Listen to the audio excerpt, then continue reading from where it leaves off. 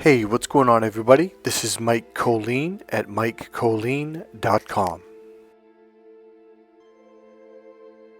Alright, so let's add a little clarity to a subject I've brought up a few times. So, one of the phrases that I really dislike in the Bible is, and it's a phrase that a lot of Christians love to repeat.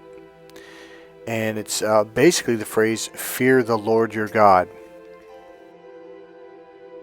Okay, so number one, I want to make sure you guys are all aware, the Bible was actually written in the Hebrew and Greek languages. And I think there was at least one book that was written in another language, and I'm not remembering what it is. I'd be guessing if I said. So the Old Testament is essentially Hebrew, and the New Testament is Greek. So I had posted a few times on my personal Facebook page. And it's funny because there's this group of people that are very Christian, and they always, almost every week, fear the Lord your God, that. And I will then essentially put up, love the Lord your God with all your heart and all your awesome.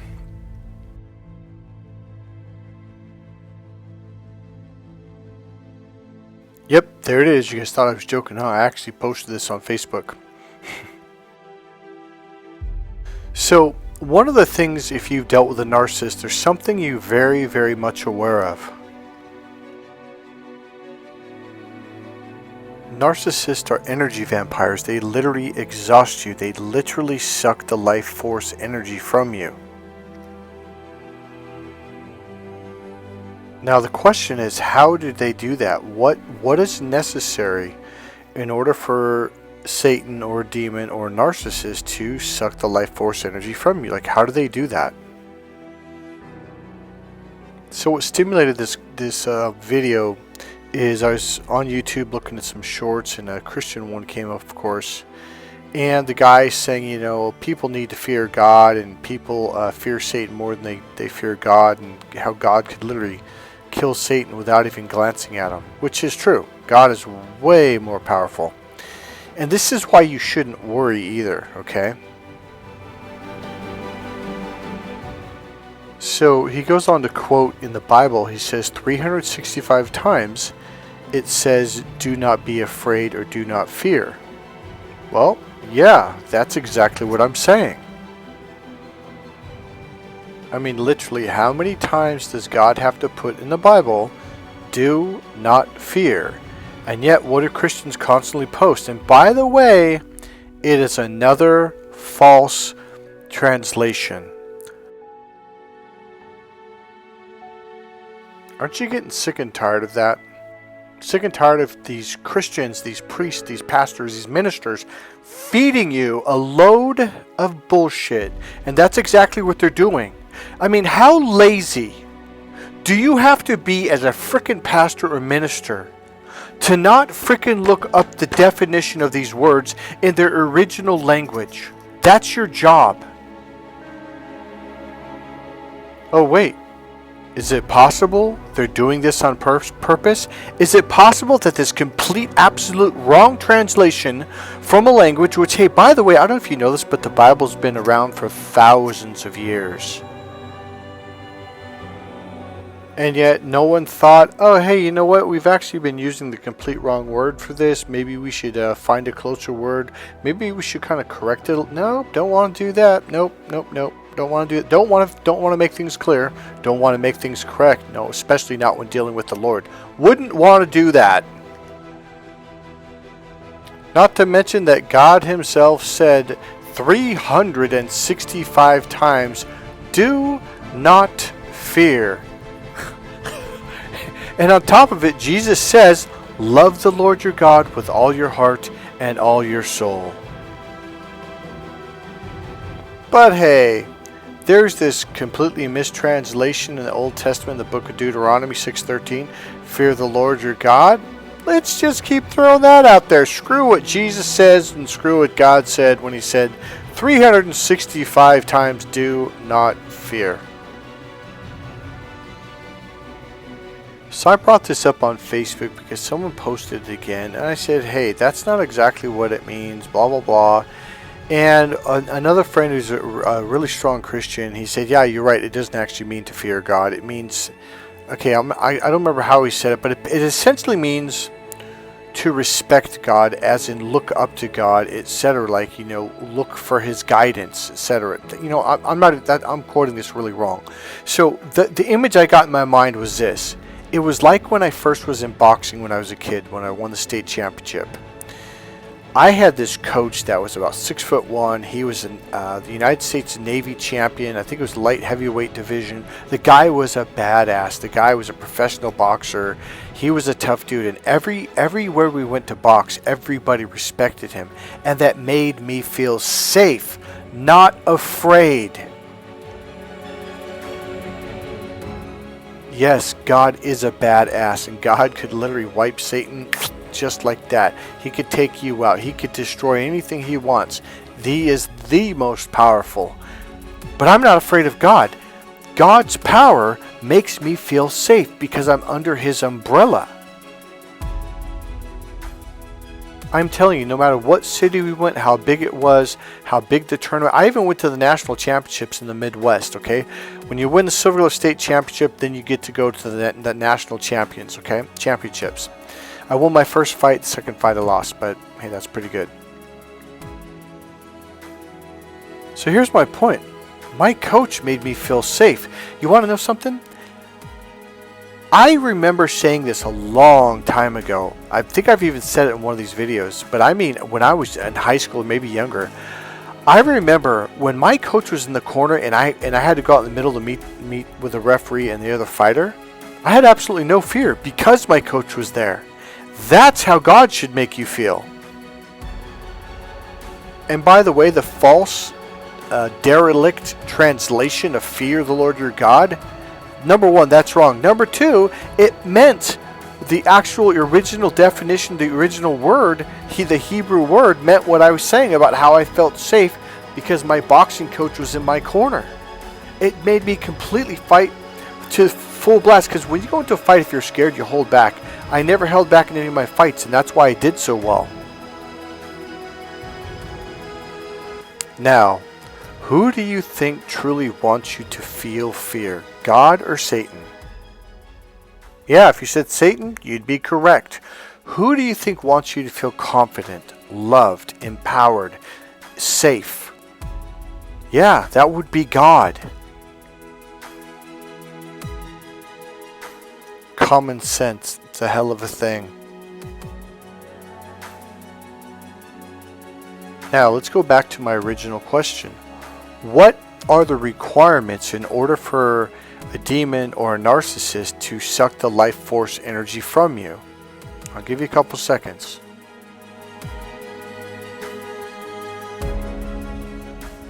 Time's up. Okay, here's the answer. So if you said fear, then you are correct. Give yourself a brownie. Alright, so here's the deal. The reason why narcissists are constantly manipulating you, getting you to fear states, okay, talking about fear, scaring you, doing all these mind tricks, gaslighting, all this stuff is designed for one thing and one thing only, to suck the life force from you. Because if they can get you into anxiety, panic, fear, they literally feed off of that. What you'll watch is all, okay, I'm going to give you a good example.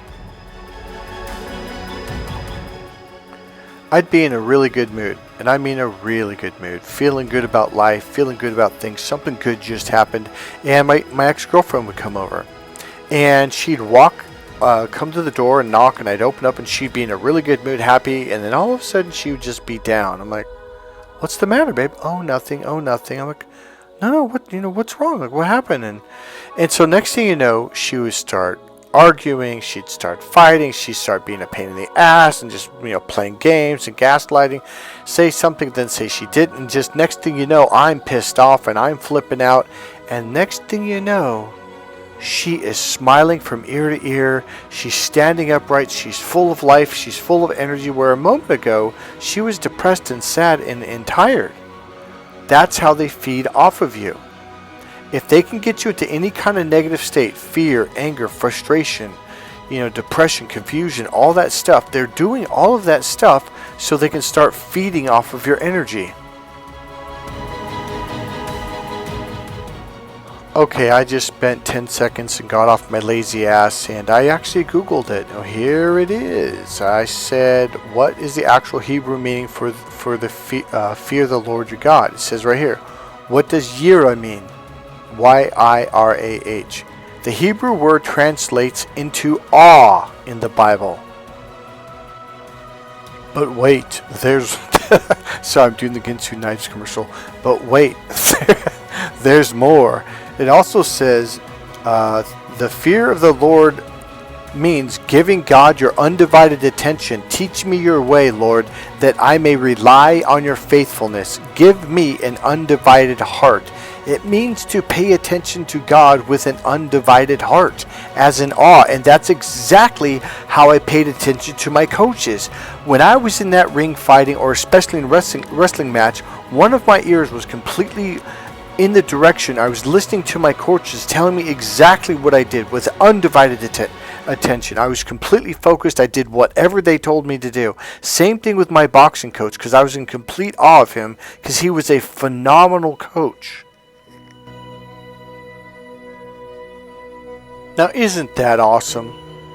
And aren't you sick and tired of being lied to by the very people you're supposed to look up to and trust? I'm telling you right now, I'm going to put it out there. You can share it all over social media. I don't care.